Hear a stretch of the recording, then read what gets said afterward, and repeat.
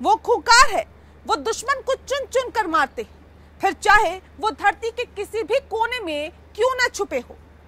दुनिया की सबसे खतरनाक जासूसी यूनिट शिन बेट की आज पूरी कहानी। नमस्कार, स्पेशल एडिशन के साथ मैं नेहा दुबे। आज आपको बताऊंगी हमास के खिलाफ इजराइल का सबसे भीषण प्लान।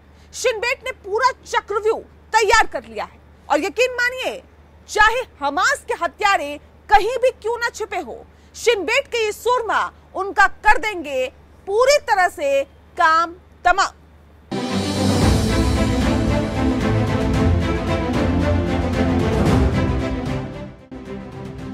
हमास लड़ाकों को चुन चुन कर मारेगी शिन बेट। इजरायली खुफिया एजेंसी ने बनाई नई यूनिट। 7 अक्टूबर के हमले का बदला लेने की पूरी तैयारी। आखिर आ गई हमास के हत्यारों की फाइनल बारी। 7 अक्टूबर को इजराइल पर हमास ने हमला क्या बोला, जीते जी अपनी कब्र खुदवा ली। इजराइल गाजा पट्टी को आधे से ज्यादा तबाह कर चुका है। हमास की करतूतों का खामियाजा फिलिस्तीनी पब्लिक भुगत रही है, क्योंकि मारे गए लोगों में हजारों बच्चे भी शामिल हैं। लेकिन अब हमास की बारी आ गई है। जहां कहीं भी उसके लड़ाके छिपे हैं, उन सब पर फाइनल वाला हिसाब होना तय हो गया है। इजराइल की इंटेलिजेंस एजेंसी शिन बेट ने एक नई यूनिट बनाई है। ये नई यूनिट नहीं, बल्कि इसे हमास का साक्षात काल कहें तो भी गलत नहीं होगा। यूनिट का नाम नीली रखा गया है। नीली हिब्रू का शब्द है। नीली में फील्ड ऑपरेटर और सीक्रेट एजेंट्स दोनों ही शामिल हैं। द यरूशलम पोस्ट के मुताबिक नीली को खास तौर पर इसलिए तैयार किया गया है कि जो हमास की स्पेशल कमांडो यूनिट नुखबा के सदस्यों को बारी बारी से टारगेट करे और उसे एलिमिनेट यानी उनका खात्मा करे। 7 अक्टूबर को हुए हमले के बाद से ही इजराइल हमास के ठिकानों को तबाह कर रहा है। ऐसा इसलिए भी किया जा रहा है ताकि जमीनी हमले का रास्ता साफ हो सके और हमले के दौरान इजरायली सैनिकों की जान नहीं जाए। हमास को जड़ से उखाड़ने के लिए इजराइल का कंप्लीट प्लान तैयार है। इजराइल 3 फेज में हमास का फुल एंड फाइनल करेगा। फिलहाल जंग पहले चरण में है। इसमें हमास के ठिकानों को तबाह किया जा रहा है। दूसरे चरण में सैनिक छोटे छोटे ऑपरेशन जारी रखते हुए हमास के सीक्रेट एजेंट्स को भी खत्म कर देंगे। इसके बाद तीसरे चरण में गाजा में नई सुरक्षा व्यवस्था बनाने की तैयारी है, ताकि भविष्य में 7 अक्टूबर जैसी घटना को फिर से अंजाम नहीं दिया जा सके। ऐसे में सवाल ये है कि शिन बेट क्या है, जिसकी चर्चा आज पूरी दुनिया में हो रही है। मोसाद का नाम तो पहले से ही लोग जानते थे, तो इसका जवाब ये है कि किसी भी देश में आंतरिक जासूसी के लिए एक एजेंसी होती है और दूसरी होती है दूसरे देशों में जासूसी के लिए एजेंसी।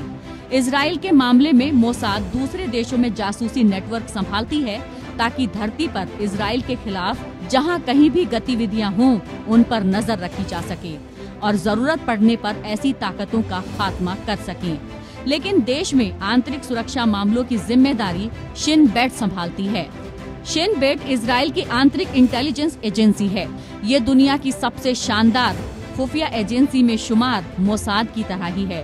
फर्क सिर्फ इतना है कि शिन बेट देश के अंदर दुश्मनों का खात्मा करती है और मोसाद इजराइल के बाहर यानी दूसरे देश में घुसकर अपने दुश्मनों को उठा लाती है। इजराइल में 3 लेयर वाला खुफिया तंत्र।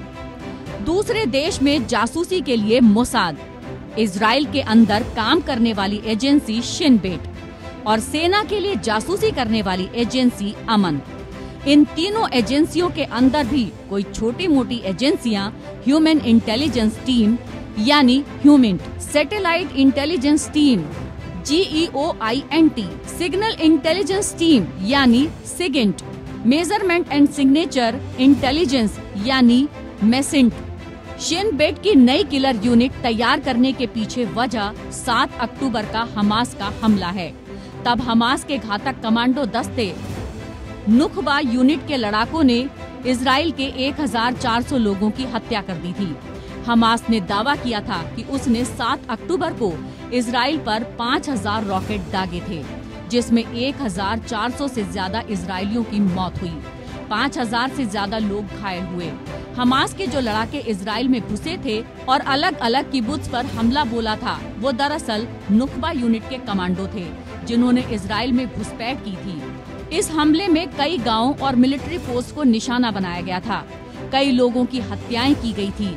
इसके बाद इस यूनिट के सदस्य गाजा पट्टी पर लौट गए थे। अब शिन बेट की नई यूनिट नीली हमला करने वाले एक एक हमास लड़ाके को ट्रैक करेगी और उन्हें मार देगी। शिन बेट ने की बोहनी, हमास कमांडर अली कादी का काम तमाम।